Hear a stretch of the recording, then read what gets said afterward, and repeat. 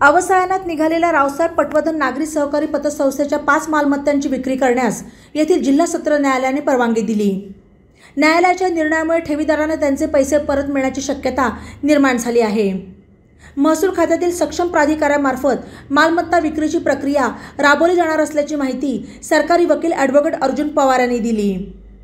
रावसाहेब पटवर्धन पतसंस्थेतील ठेवीदारांच्या पैशाचा अपहार केल्याप्रकरणी तोफखाना पोलीस ठाण्यात गुन्हा दाखल करण्यात आला आहे। संस्थेच्या तत्कालीन अध्यक्ष उपाध्यक्षांसह संचालक मंडळ, जिल्हा उपनिबंधक, प्राधिकृत अधिकारी, नगर तालुका उपनिबंधक अशा 29 जणांविरोधात जिल्हा न्यायालयाच्या आदेशानुसार पोलिसांनी हा गुन्हा दाखल केला।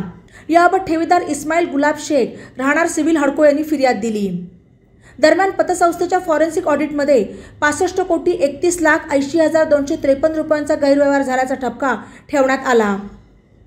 पोलिसांच्या आर्थिक गुन्हे शाखेने तपास करून महाराष्ट्र ठेवीदारांचे वित्तीय संस्थांमध्ये हितसंबंध संरक्षण कायदा 1999 सह विविध कलमान्वये न्यायालयात दोषारोपपत्र सादर केले। त्याबाबतची सुनावणी विशेष न्यायालयात जिल्हा सत्र न्यायाधीश प्रशांत शित्रे यांच्यासमोर सुरू आहे।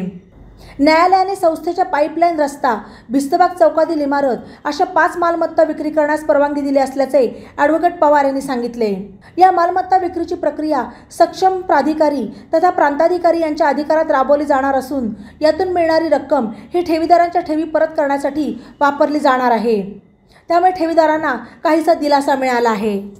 ई नवा मराठा यूट्यूब चॅनलला सबस्क्राईब करा आणि बेल आयकॉनवर प्रेस करा।